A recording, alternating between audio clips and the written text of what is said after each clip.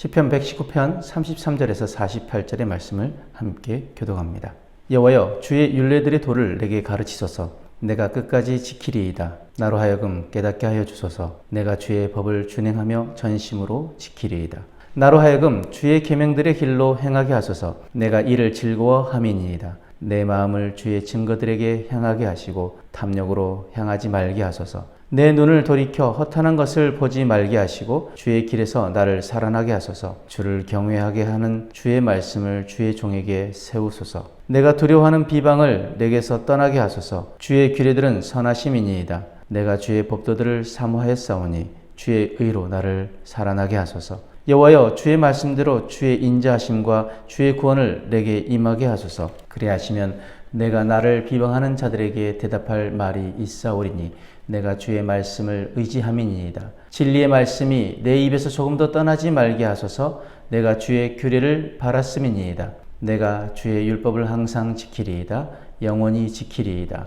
내가 주의 법도들을 구하였사오니 자유롭게 걸어갈 것이오며 또 왕들 앞에서 주의 교훈들을 말할 때 수치를 당하지 아니하겠사오며 내가 사랑하는 주의 계명들을 스스로 즐거워하며 또 내가 사랑하는 주의 계명들을 향하여 내 손을 들고 주의 율례들을 작은 소리로 읊조리리이다. 아멘. 시편 119편은 하나님의 말씀을 사모하며 그 말씀에 순종하려는 시인의 간절한 기도로 가득합니다.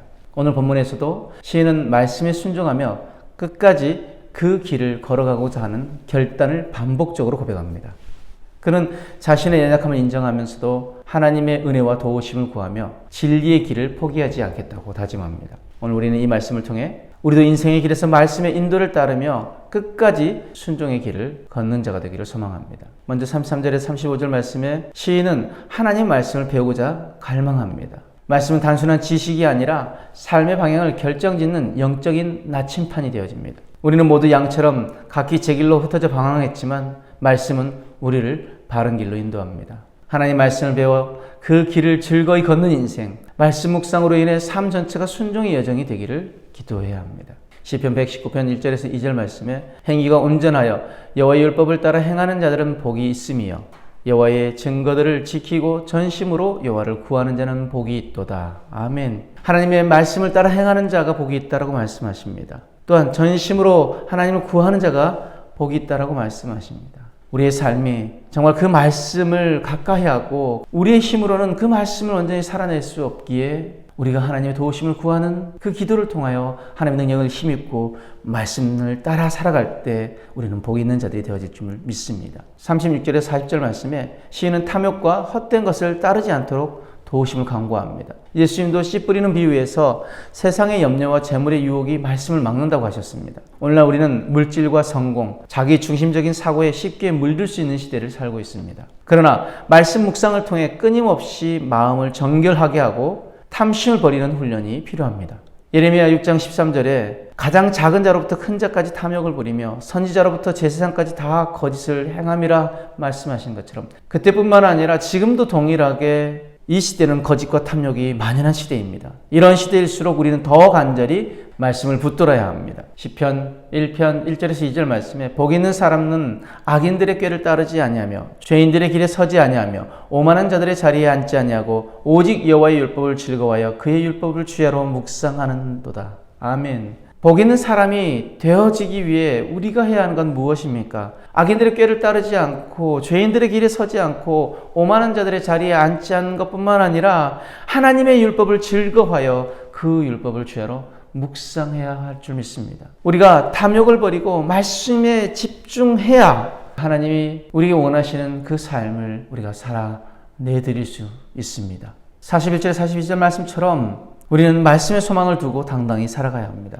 하나님의 은혜는 우리를 구원하시고 말씀을 지키는 삶 가운데 능력 있게 하십니다. 세상이 말씀을 따르는 자를 조롱할지라도 우리는 하나님의 인자와 구원을 힘입어 당당히 살아갈 수 있습니다. 우리 주님께서 우리의 죄를 사하시고 말씀대로 우리를 이끄시기에 그 삶에는 부끄러움이 없습니다. 로마서 1장 15절 말씀에 내가 복음을 부끄러워하지 아니하노니 이 복음은 모든 믿는 자에게 구원을 주시는 하나님의 능력이 됨이라. 아멘. 복음은 모든 믿는 자에게 구원을 주시는 하나님의 능력이 됨이라고 말씀하십니다. 그 능력을 힘입는 자들은 부끄럼 없이 그 복음을 가지고 그 말씀을 가지고 이 세상 가운데서 담대히 행할 수 있습니다. 마지막 43절에서 48절 말씀 안에서 누리는 자유와 담대함을 누리라고 말씀하십니다. 하나님의 말씀은 우리를 진정한 자유로 이끄십니다. 말씀을 마음에 간직하고 사랑하는 사람은 어디에서든지 당당히 살아갈 수 있으며 진리 안에서 기쁨을 누립니다. 세상은 여전히 진리를 부끄럽게 여기지만 진리로 사는 삶의 아름다움은 결국 많은 이들에게 도전이 될 것입니다. 우리는 모든 믿지 않는 자들에게 언제나 온유함과 두려움으로 대답할 준비를 하며 말씀의 진리 안에 있는 자유로 그들을 초대해야 합니다. 말씀의 결론으로 시인은 끝까지 말씀의 길을 걸어가겠다고 고백합니다. 우리도 말씀에 대한 사랑과 순종을 삶으로 증명하며 유혹 많은 세상 가운데서도 탐심을 버리고 진리의 길을 걷는 자가 되어야 합니다. 말씀은 우리의 영혼을 살리고 삶을 자유케 하며 하나님의 은혜를 누리게 하는 생명의 길이기 때문입니다. 그러므로 우리는 오늘 이 말씀을 가지고 이렇게 결단하길 원합니다. 첫 번째, 날마다 말씀을 배우고 묵상하는 삶을 계속 이어가겠습니다. 두 번째, 헛된 욕망과 탐심을 버리고 말씀을 삶의 중심에 두겠습니다. 마지막으로 세상 가운데서도 진리로 살아가며 복음을 담대히 증거하겠습니다. 말씀의 길을 걷는 삶은 은혜와 자유의 길이며 끝까지 그 길을 걷겠다는 결단이 우리에게 필요합니다. 오늘도 그 결단 가운데 흔들림 없이 말씀 안에 승리하는 저와 여러분들의 삶이 되어지길 주님으로 축복합니다. 아멘.